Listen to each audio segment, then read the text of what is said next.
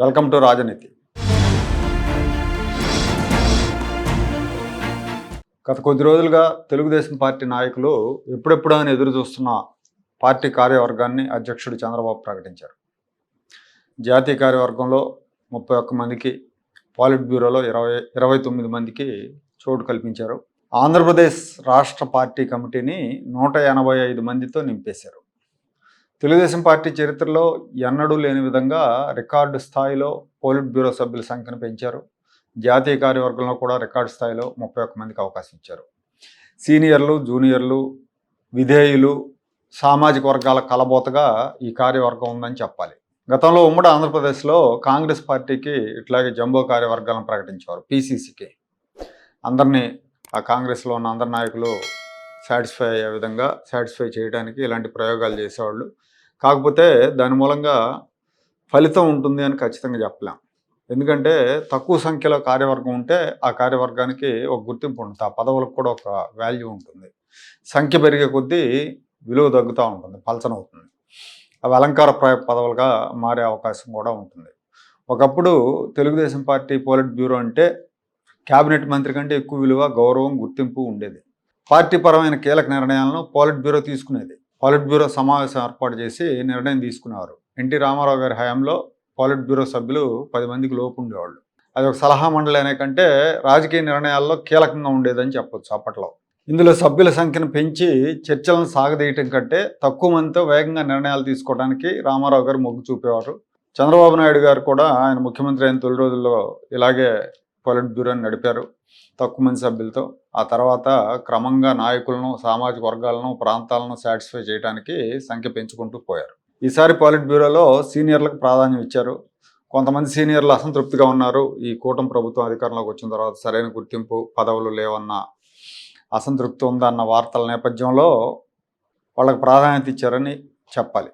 సీనియర్లు యనమల రామకృష్ణుడు, గోరంట్ల బుచ్చి చౌదరి, జ్యోతుల నెహ్రూ, వర్ల రామయ్య, కాలువ శ్రీనివాసులు, అలాగే మహమ్మద్ షరీఫ్, పితాని సత్యనారాయణ, వీళ్ళందరికీ కూడా ఈసారి పోలిట్ బ్యూరోలో అవకాశం ఇచ్చారు. అలాగే వినూత్నమైన ప్రయోగం కూడా ఒకటి చేశారు. విజయనగరం జిల్లాలో ఒక మండల పార్టీ అధ్యక్షురాలు, అలాగే మంగళగిరి నియోజకవర్గంలో ఒక క్లస్టర్ ఇన్ఛార్జికి నేరుగా పోలిట్ బ్యూరోలో అవకాశం ఇచ్చారు. అందరినీ ఆశ్చర్యపరిచే నిర్ణయం అది. జనరల్గా చంద్రబాబు నాయుడు గారు ఇలాంటి నిర్ణయాలు తీసుకోరు. ఈ నిర్ణయం వెనక లోకేష్ పాత్ర ఉందని చెప్పి అంటున్నారు.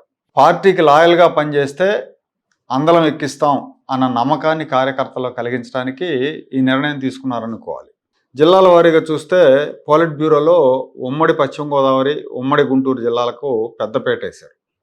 ఈ జిల్లాల నుంచి నలుగురు చొప్పున ఎంపిక చేశారు పోలిట్ బ్యూరోలోకి. ఒక్క కడప జిల్లా మినహా దాదాపు అన్ని ఉమ్మడి జిల్లాలకు ప్రాతినిధ్యం దక్కింది. చిత్తూరు ఎంపీ దగ్గుమళ్ళ ప్రసాదరావుని ప్రకాశం జిల్లా కోటాలో వేశారు.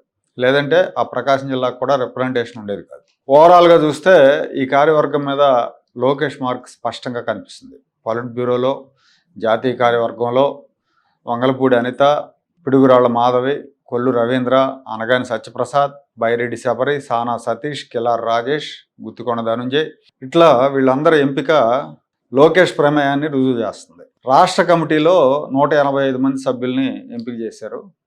అధ్యక్షుడు కానీ, లేదంటే ప్రధాన కార్యదర్శులు, ఉపాధ్యక్షులు, ఇట్లా 185 మందిలో 122 మంది ఎస్సీ, ఎస్టీ, బీసీ, మైనారిటీ కులాలకు చెందిన వాళ్ళు. 77 మంది బీసీలకు, 25 మంది ఎస్సీలకు, 7 ఎస్టీ, 13 మంది మైనారిటీలకు అవకాశం ఇచ్చారు. బీసీలకు 40% పదవులు ఇచ్చారు, ఎస్సీలకు 25%, మైనారిటీలకు 7%, ఎస్టీలకు 4% ఇచ్చారు. అంటే మొత్తంగా బడుగు బలహీన వర్గాలు, మైనారిటీలకి ఈ కార్యవర్గంలో 76% పదవులు ఇచ్చారు. అంటే 3 వంతులకు పైగా పదవులు దక్కాయి. ఈ కార్యవర్గానికి సంబంధించిన ముఖ్యమైన విశేషం ఏదైనా ఉంది అంటే అది లోకేష్ని వర్కింగ్ ప్రెసిడెంట్గా నియమించడం. వర్కింగ్ ప్రెసిడెంట్ అంటే కాబోయే అధ్యక్షుడు అనుకోవాలి. జనరల్గా ప్రాంతీయ పార్టీల్లో వర్కింగ్ ప్రెసిడెంట్గా ఎవరినైతే ప్రమోట్ చేయాలనుకుంటారో వాళ్ళనే పెడతారు. మనం గతంలో డిఎంకేలో స్టాలిన్, అలాగే టీఆర్ఎస్ పార్టీలో, బీఆర్ఎస్ పార్టీలో కేటీఆర్, సమాజ్వాదీ పార్టీలో అఖిలేష్ యాదవ్, ఇట్లా వీళ్ళందరినీ చాలామందిని చూసాం. వాళ్ళు ముందుగా వర్కింగ్ ప్రెసిడెంట్లు అయ్యారు, ఆ తర్వాత ప్రెసిడెంట్లు అయ్యారు. అలాగే ఇప్పుడు లోకేష్ కూడా వర్కింగ్ ప్రెసిడెంట్ అయ్యాడు. నెక్స్ట్ ఇక కాబోయే నేత లోకేష్ అని అధికారికంగా చెప్పినట్టయింది. 2029 ఎన్నికల తర్వాత చంద్రబాబు స్థానంలో లోకేష్ ముఖ్యమంత్రి అవుతారన్న ప్రచారం జరుగుతున్న నేపథ్యంలో లోకేష్కి పదోన్నతి ఇచ్చినట్టు అయింది. ఆయన గతంలో జనరల్ సెక్రటరీగా ఉండేవారు పార్టీకి, ఇప్పుడు వర్కింగ్ ప్రెసిడెంట్ అయ్యారు. ఇప్పటికే ఆయన ప్రభుత్వంలో పార్టీలో కీలకంగా వ్యవహరిస్తున్నారు. ఈ పదవి ఇవ్వడం ద్వారా నెక్స్ట్ లీడర్ లోకేషే భవిష్యత్ నేత అని అధికారికంగా అనౌన్స్ చేసినట్టు అయింది.